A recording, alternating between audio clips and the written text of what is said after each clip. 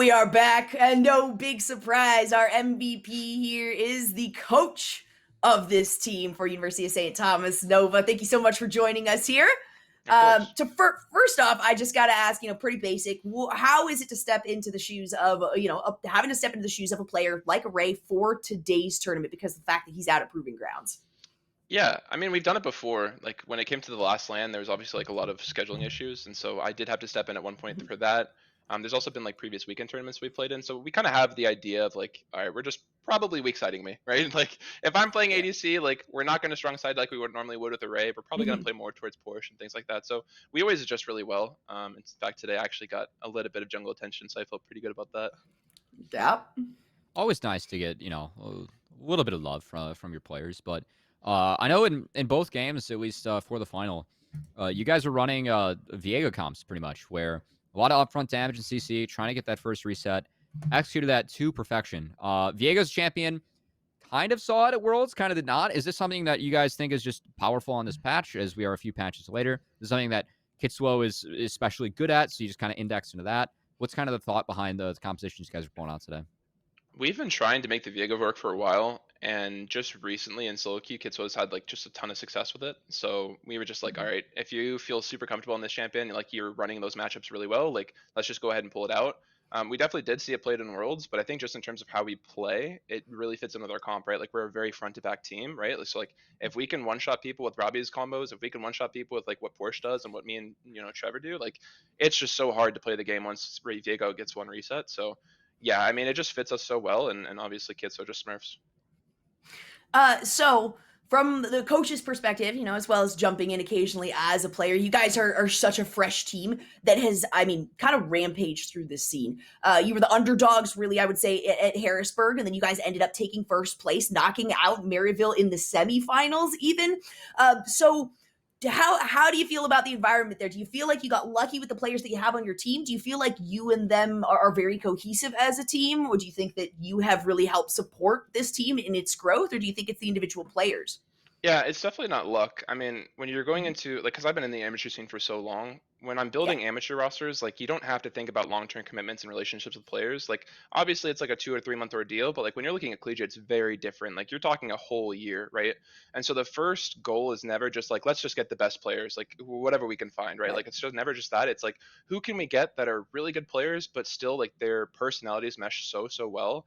And that's exactly what we ended up doing at UST. Like I was very happy with the roster I put together. Like everyone just gets like along so well.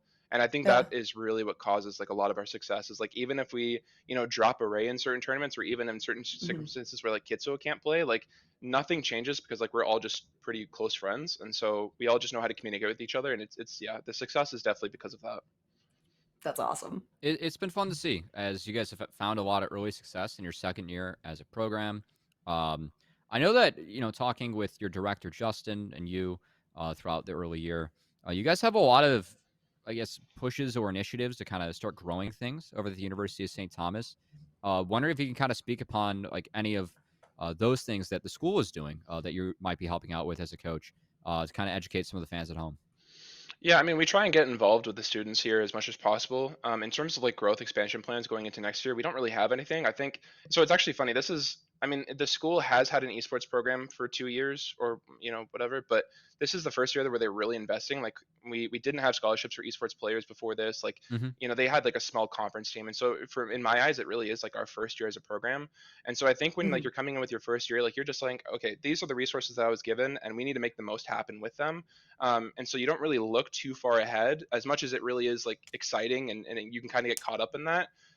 For me, like I'm just looking, okay, what's the next tournament that we have? Like when is CLOL starting? Like all of those things matter way more to me than like, at least for right now, about like, okay, what are we going to be looking at a year or year or two now? And like, I'm grateful that I don't have that job. Like that's my Yeah. director's job. Like, at least for now until things slow down a little bit over here.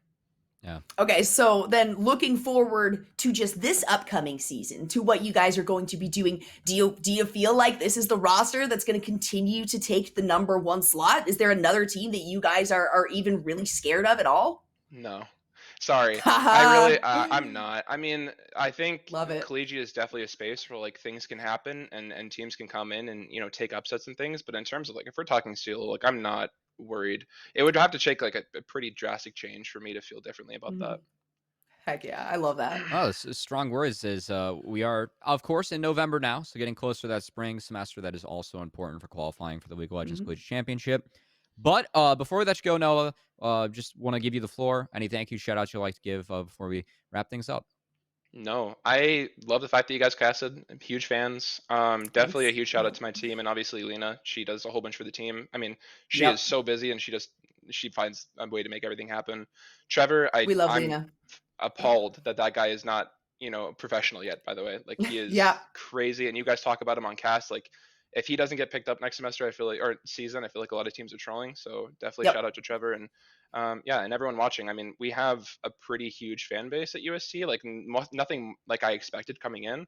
Like we walk down and like people who are just working at UST will like still know who we are and still shout us out when we're walking. So it's crazy. So thank you to everyone who That's supports cool. us as a program.